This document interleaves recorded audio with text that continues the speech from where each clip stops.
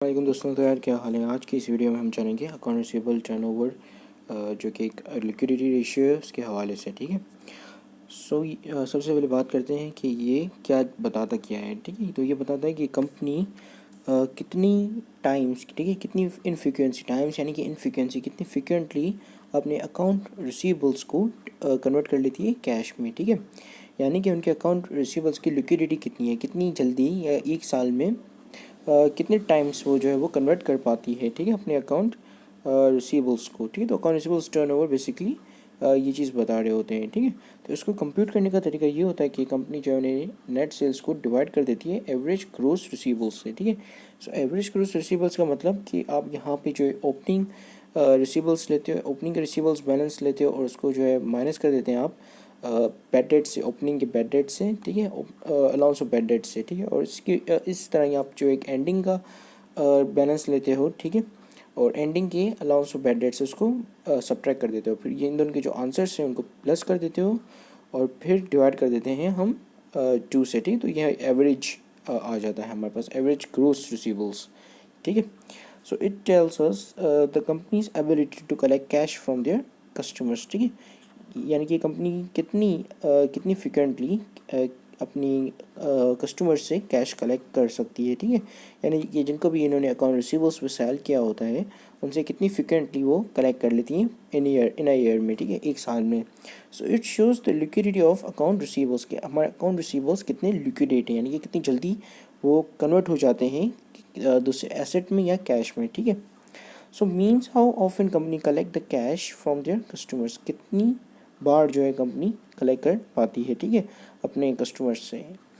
सो इसको कैलकुलेट इस तरह करते हैं कि आपके पास यहाँ पे, या इसको कैलकुलेट करने के लिए आपके पास नेट सेल्स होनी चाहिए, ओपनिंग बैलेंस होना चाहिए रिसीवेबल्स का। ठीक है, और एंडिंग बैलेंस होना चाहिए अकाउंट रिसीवेबल्स का। अगर आपके पास ओपनिंग और एंडिंग नहीं है लेकिन आपके पास अगर 2 ईयर्स का डेटा है तो जो प्रीवियस ईयर का एंडिंग होता है वो नेक्स्ट ईयर का ओपनिंग होता है। ठीक है, लेट सपोज कि अगर आपके पास एक 2020 का डेटा है और दूसरा जो है वो 2021 का डेटा है। ठीक है, और यहाँ पर सॉरी 2021।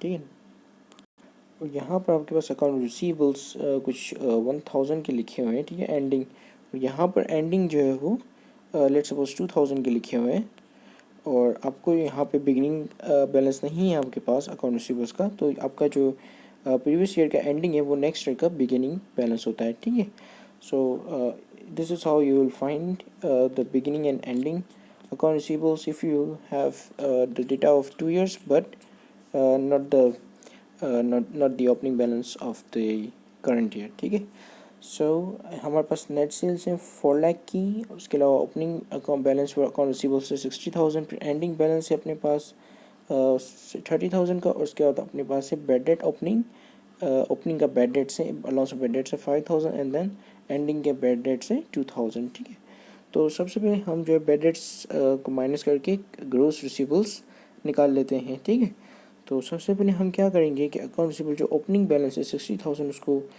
लेस कर देंगे हमारे जो ओपनिंग बैलेंस का बैड डेट से, जो कि कितना है 5,000 से। ठीक है, सो 5,000 से जब इसको माइनस करेंगे तो हमारे पास क्या आ जाएगा 55,000। ठीक है, 55 की लिख रहा हूँ यहाँ पर, जगह नहीं है तो समझ जाओ 55,000। ठीक है, अब हमारे पास हमने 55,000 ओपनिंग का निकाल लिया, अब हम एंडिंग का निकालेंगे। ठीक है, सो एंडिंग में हमारे पास जो वो अकाउंट्स रिसीवेबल्स हैं एंडिंग के वो हैं 30,000। ठीक है, अब इसमें से हम लेस कर देंगे हमारे bad debts, allowance of bad debts for the ending. ठीक है, जो कि 2,000 है, तो माइनस इसमें से 2,000 करेंगे तो ये हमारे पास बच जाएगा 28,000। ठीक है, सो 28,000 ये आ गया।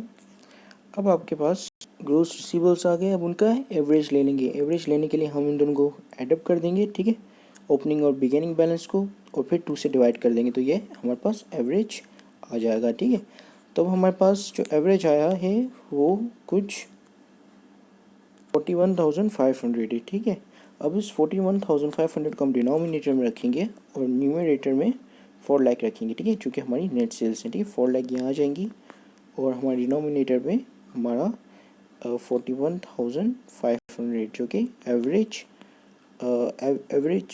अकाउंट रिसीवेबल्स हैं। ठीक है, एवरेज अकाउंट रिसीवेबल्स के, तो जब हम उनको इन दोनों को डिवाइड करेंगे तो हमारे पास आएगा 9.6, ठीक है, 9.6 टाइम्स उनकी वो जो है अपनी 9.6 टाइम्स पर ईयर, ठीक है, ये पर ईयर का होता है, पर ईयर अपना ये डेटा पर ईयर जो है अपनी रिसीवेबल्स कलेक्ट कर पाते हैं, ठीक है, इनको लिक्विडेट कर पाते हैं, ठीक है। अब हम देखते हैं कि ये कंपेयर किस तरह किए जाते हैं। अब लेट्स सपोज कि एक कंपनी है ABC लिमिटेड, ठीक है, उनके जो अकाउंट रिसीवेबल टर्नओवर है वो 3.29 टाइम्स है, ठीक है, पर ईयर। जबकि इंडस्ट्रियल एवरेज जो है उसी कंपनी का इंडस्ट्रियल एवरेज, यानी कि लेट्स सपोज अगर ये टेक्सटाइल का काम करती है तो इसका मतलब कि जितने भी कंपनीज हैं टेक्सटाइल इंडस्ट्री में, यानी कि जितनी भी अदर कंपनीज हैं जो जो टेक्सटाइल का काम करती हैं, उनका भी हम जो है अकाउंट रिसीवेबल टर्नओवर निकालेंगे और फिर उन सब का जो है वो एवरेज ले लेंगे। यानी कि लेट सपोज कि हमारे पास कुछ 5 कंपनीज हैं और 5 कंपनीज टेक्सटाइल सेक्टर में इन्वॉल्व हैं या इंडल्ज्ड हैं, तो उन सब का हम अकाउंट रिसीवेबल टर्नओवर रेशियो निकालेंगे या अकाउंट रिसीवेबल टर्नओवर निकालेंगे, ठीक है। और सबका जो जो टर्नओवर आएगा उन सबका एवरेज ले लेंगे, एवरेज लेके वो हमारा इंडस्ट्रियल एवरेज हो जाएगा। तो यहाँ पर हमारे पास इंडस्ट्रियल एवरेज है 5.39 टाइम्स, ठीक है।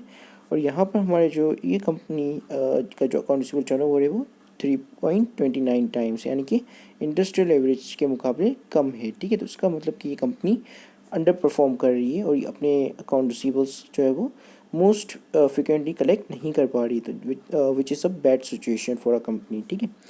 इसी तरीके से हमारे पास एक दूसरा सिनेरियो है जहाँ पर हमारे पास अकाउंट रिसीवेबल टर्नओवर इस कंपनी का ज़्यादा है, 6.29 है, और जबकि इंडस्ट्रियल एवरेज जो है वो 5.39 है। तो इसका मतलब कि ये कंपनी अच्छा, मतलब कंपनी जो है काफ़ी इफ़िशियंटली अपने अकाउंट रिसीवेबल्स को जो है वो लिक्विडेट कर पा रही है और कलेक्ट कर पा रही है, ठीक है, उनको जो है वो कैश में कन्वर्ट कर पा रही है, यानी कि इनकी लिक्विडिटी काफ़ी अच्छी है इस लिहाज से, ठीक है। So this is it. Thank you for watching this video. Have a great day and Allah Hafiz.